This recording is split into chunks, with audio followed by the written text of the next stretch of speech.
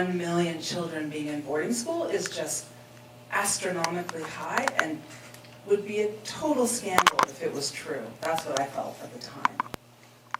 But as an organization, we decided to try to investigate and see what we could find, even though information coming out of Tibet is so little, and even though we can't trust Chinese government numbers, and there's no easy place or way to research. China has made sure of that. We did our best to collect the data as we could from a few sources. So we looked at PhD, master's, thesis from students in China. We looked at a database. We looked at Chinese government news reports, state media, but then we also looked at their education reports, and then we looked at both the national picture and the county level and the prefecture level and the, region by region. We had to kind of piece together the numbers as best we could. And actually we did find a picture that was quite clear, and that led us to this number. So originally, this Tibetan researcher from Tibet, he estimated 900,000. We ended up being very conservative, and we said at least like low, we were certain we could say lowest 800,000 children. But that was being very conservative, and that was based on 2019 data. So we knew that actually the number is higher, and now we believe that number is upwards over 1 million. And that's children between the ages of 6 to 18, so grade 1 through graduation, and also preschool age children.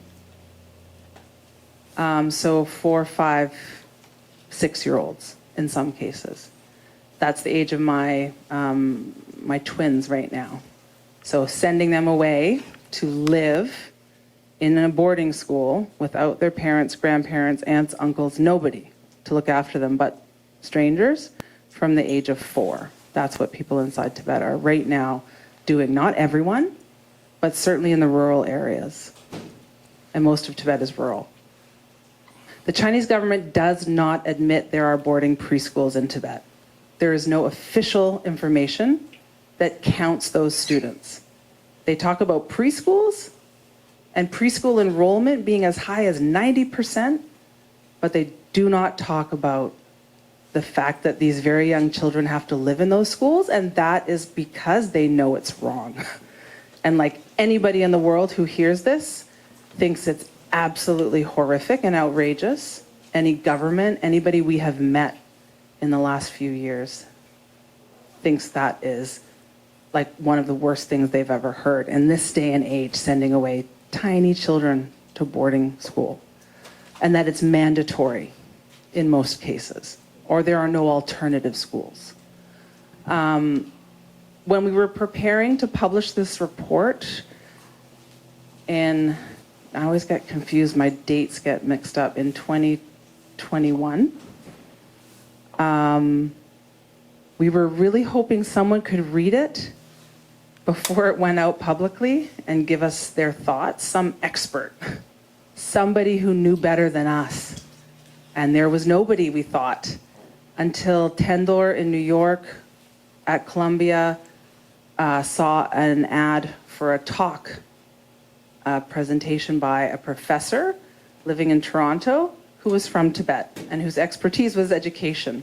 And we thought, this is crazy. We have never met or heard of this person, but he seems like the perfect person for us, like an angel sent to help us at exactly the moment, 2 weeks, I think, before we were going to publish the report. And that's when we met Gyal, Dr. Gyal. And he gave that presentation. Tendor attended it as a webinar and then reached out to him online and said, could we send you something to look at? And could you tell us what you think?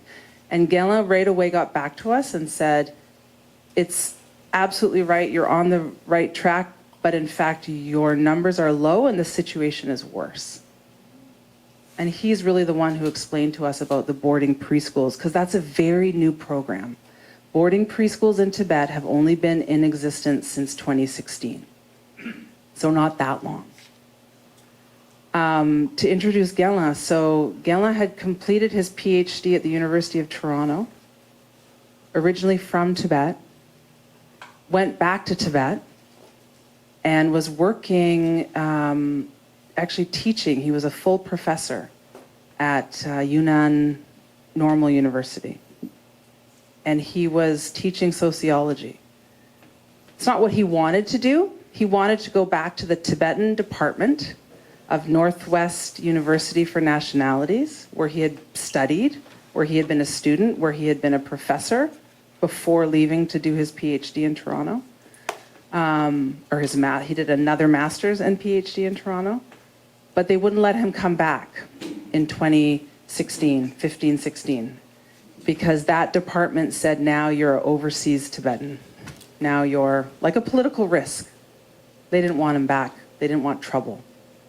So instead, Gyal went to Yunnan Normal University, where he got a 5-year contract to teach sociology of education. But not just to Tibetans, to Chinese students mostly, and a few Tibetans at the university. After only not even 3 years, the university suddenly cut off his access, like his card access and his, all of his kind of credentials, and they said he had to leave. And not only did he have to leave, but they were canceling his contract, and they want him to pay back every penny they have paid him for crimes he wasn't even sure what he had done. They weren't even clear. But what was clear is it was a political decision. Xi Jinping has risen to power. He started his 2nd term, and he is cracking down everywhere, and especially in Tibet and on people like Gyal. So Gyal left as quickly as he could. He was going to fight it. He was ready to fight. He was trying to get a lawyer. He had a Chinese lawyer, big one, ready to help him, but who said to him, this is crazy. You're not fighting the university. You're fighting the Communist Party. And you're not going to win. And it could end really badly. So Gyal left, went to Toronto, and luckily for us, not for his family or him, but luckily for us, he is outside now and fearlessly representing the case of Tibet, like better than almost anyone I've ever heard, except for the obvious.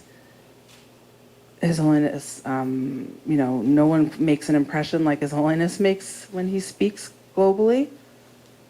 Gyal is just able to move and persuade and inspire world leaders right now, and people in the media and others like we need, because of his inside perspective and because of his clarity of vision and because of his experience. 30 years in the field of education in Tibet, fighting on the front lines within that system of the Chinese Communist control of Tibet, but fighting within that system to have Tibetan language, Tibetan culture, Tibetan education be as strong as it could possibly be. That was his battle for all those years. So he can tell us about that. And I think what we'll do tonight is just talk about Gyal and explain his story so you know more about where he's coming from and what he's seen. That's been very helpful for us, just to know his story and how things evolved in Tibet, or devolved in some ways. And also that he can tell us what this boarding school system really means. Like, what's the real story or threat or chance of fighting it? And what does it mean in the bigger context of the Tibet-China conflict? So thank you, Gyal, for being with us tonight.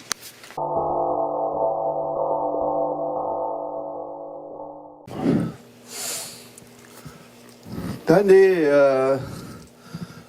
저쪽에 이미 망치시 가시 분이 잘롱종의 분이 지리 지도가 배조 인제래 망치시 jun지 넘버에 디 샬롱네 시에 찰롱 종어래 되네 볼롱바 통용 어지마래 대장 네가 소소네 길그 마치기 냠용 그 간에 나랑초 보그 나노네 자미그 나랑초 그 가리 지기요 봐 쇼가니 지기요 봐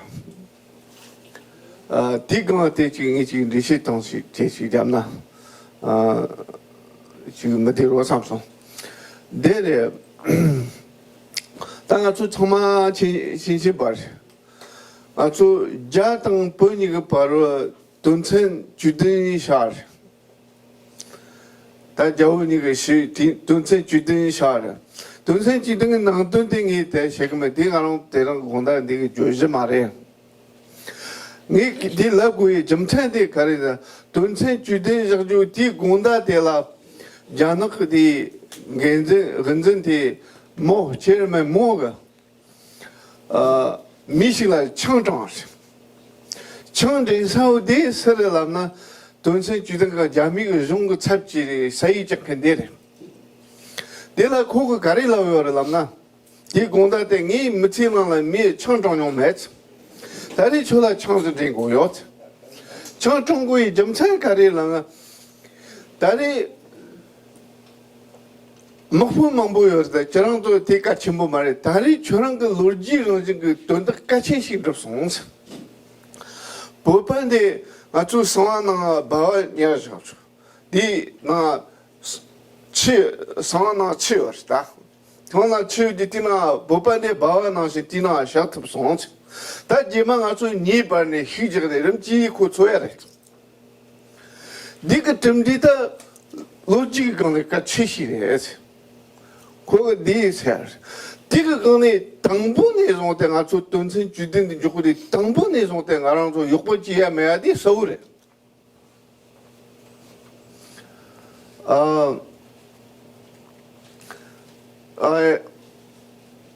I just did talk about a little bit of story about how our conflicts began with China. So by talking about the experience of reception for the signing the 17-point agreement, and that reception, Chairman Mo did a alcohol chair is a guy who represented Chinese government to sign on the 17-point agreement. That agreement is the only legal document for China, not for us.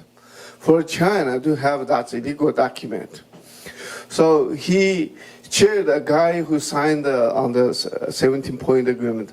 The point here I wanted to emphasize is during the reception for that signed agreement, Chairman Mo told the guy who says, you be able to put the Tibetan as a frog into the boiling water. Later, we're gonna gradually increase force, increase the temperature, and then you're gonna boil until he die. That's his key initial idea. Obviously, from this story, we can see from the beginning, China has a conspiratorial idea about completely kill Tibet, the nation of Tibet. It's not about to help us to develop our society, not to come to help us to develop the economic and culture and the social rules. So China, since then, they did three major reforms. Throughout those three major reforms, first the socialist reform, they violated our economic power of Tibet. And then democratic reform violated our authority system in our own society. Then the Cultural Revolution. So those are, I was born during the Cultural Revolution. I don't know much about the early years, but when I was a young boy in the village, the Chinese sent one man who started to teach us in Chinese in my village. Did it. Tanga rini saji chimbu ko jiju shiri. Ngema ke lorji shira shingyo mari tambu kaptela. Ta susu chitsuku ni tang kawashi ko na yopa yana susu de kandeshi ke tangzo na yopa yana susu ko mongba ke netang de karimba susu ngutsi yo mari. 보기 총총하시래. 아니 지로 직동 급자 든지 동지 동아 도와라 자미 종거디 자미 보기시 당는 거 주대와 정습 그 시딩 되네 롭다 직직 진짜 직직네 아니 그런 소라 제게 탕탕 보라 근데 그런 소라 지 실로 지속 거리 가서 지속 뒤 계획 등 두히 때 전부였잖아. 법단당의 제의 정청람나. 그거 가서 실로 같은 로에나. 그게 정상 작거. 데니 로 호트론하니 로 니마 로슨 골망고 데니 무추 호트 대화 정습 데니 호트시 잡슨. 호트시 저지 아니 잠이 존나 가서 정습나 랩 저래 아니 그런 거 딜라 본다. 다 저는 미 감발라 저런 거 벽을 없잖아 당소